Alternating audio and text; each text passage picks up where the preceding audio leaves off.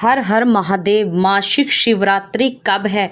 31 अगस्त या 1 सितंबर या 2 सितंबर 2024 में। बहुत ज़्यादा कन्फ्यूजन है मासिक शिवरात्रि का, क्योंकि ये भगवान शिव को समर्पित है और क्योंकि भगवान शिव के सभी भक्तों को बेसब्री से इंतजार रहता है हर तिथि का, क्योंकि भगवान शिव और माता पार्वती की पूजा करना चाहते हैं और पूजा करने से उन्हें कई प्रकार के फलों की प्राप्ति होती है। तो जानेंगे मासिक शिवरात्रि कब है, क्योंकि 3 तिथियों में बहुत ज़्यादा कन्फ्यूजन है। जानने से पहले झलकदानी चैनल को सब्सक्राइब करें और वीडियो को लाइक करें।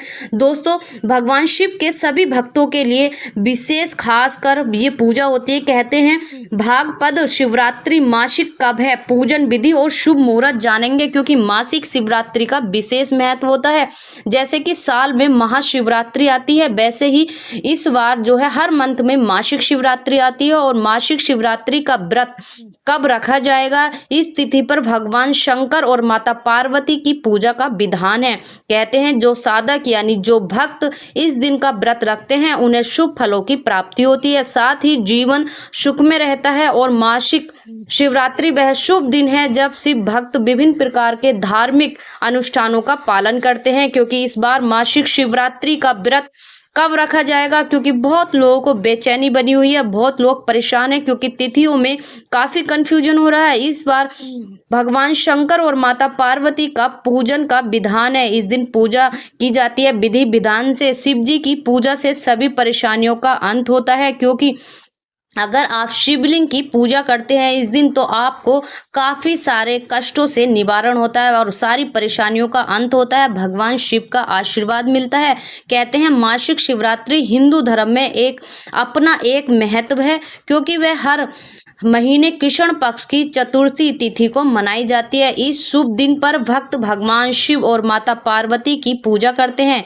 ऐसा कहा जाता है कि जो भक्त इस दिन कठिन उपवास का पालन करते हैं उन्हें शिव शक्ति पूर्ण आशीर्वाद प्राप्त होता है। कहते हैं वही भागपद माह की पहली मासिक शिवरात्रि कब मनाई जाएगी, क्योंकि बहुत ही विशेष है, पहली मासिक शिवरात्रि है, इसकी पूजा विधि विधान से करनी चाहिए। दोस्तों, इसका मुहूर्त कब है जानेंगे, लेकिन जानने से पहले अभी तक आपने चैनल सब्सक्राइब नहीं करा तो झलकदानी चैनल को सब्सक्राइब कर लीजिए और वीडियो को लाइक करिए। कहते हैं मासिक शिवरात्रि का जो व्रत है वो बहुत ही महत्वपूर्ण होता है, क्योंकि ये व्रत आपकी कई सारी परेशानियों से निजात दिलाता है। कई सारी परेशानियों का एक ही व्रत है, ये है मासिक शिवरात्रि। हिंदू पंचांग के अनुसार भाद्रपद माह के कृष्ण पक्ष की चतुर्थी तिथि 1 सितंबर को देर रात 3:40 पर शुरू होगी। वहीं इसका समापन अगले दिन 2 सितंबर को सुबह 5:21 पर होगा। मासिक शिवरात्रि का निशा काल की पूजा का भी महत्व है, इसलिए 1 सितंबर को भागपद माह की शिवरात्रि मनाई जाएगी। कहते हैं इस बार शिवरात्रि जो है वो 1 सितंबर को मनाई जाएगी। अगर इस शिवरात्रि आप व्रत रखना चाहते हैं तो आप व्रत रख सकते हैं। किसी ने पहली बार व्रत रखने तो भी आप ये व्रत उठा सकते हैं, क्योंकि व्रत उठाने से आपके कई प्रकार की परेशानियों का अंत हो जाता है। और कहते हैं इस बार शिव जी का नमस्कार करने के लिए मंत्र या अपनी मनोकामना के मंत्र या अपने जीवन से परेशानियां दूर करने के नियम आप किसी भी प्रकार का उच्चारण कर सकते हैं, मंत्रों का जाप कर सकते हैं। मंत्र जाप करने से आपको शक्ति मिलती है, बुद्धि का विकास होता है, आपके शारीरिक कष्ट में कोई भी परेशानी है उससे आपको दूर होती है, शक्ति प्रदान होती है। अगर इसकी जानेंगे मासिक शिवरात्रि की पूजा विधि। भक्त सुबह ब्रह्म मुहूर्त में उठना चाहिए। जिस दिन भी मासिक शिवरात्रि होती है भक्त सुबह ब्रह्म मुहूर्त में स्नान करें।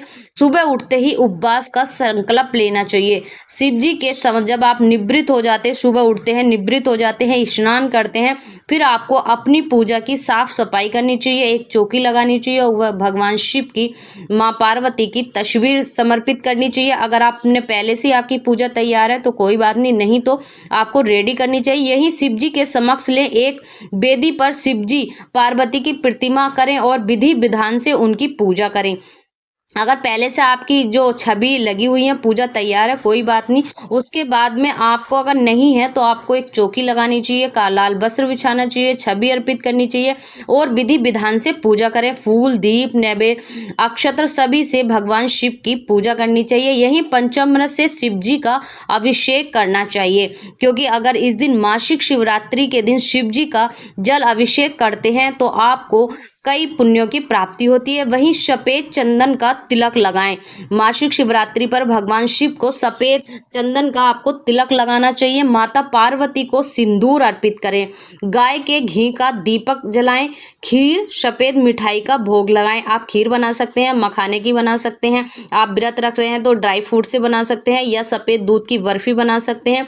सफेद चीज आप भगवान को अर्पित करें। इसके साथ ही मदार के फूलों की माला अर्पित करनी चाहिए भगवान शिव को। शिव जी को बेल पत्र अवश्य चढ़ाइए। जब फिर आप घर पर पूजा करने के बाद आपको मंदिर यानी शिवालय अवश्य जाना चाहिए। वहां उस दिन आपको मासिक शिवरात्रि के दिन बेल पत्र अवश्य चढ़ाने चाहिए। यही आप पंचामृत से अभिषेक, जल अभिषेक कराना चाहिए। उसमें दूध, दही, शहद, ये सारी चीजें गंगा जल से आपको एक लोटे में ये पंचामृत से आपको स्नान कराना चाहिए यानी अभिषेक करना चाहिए। वहीं शिव तांडव स्रोत और शिव चालीसे का पाठ करना चाहिए।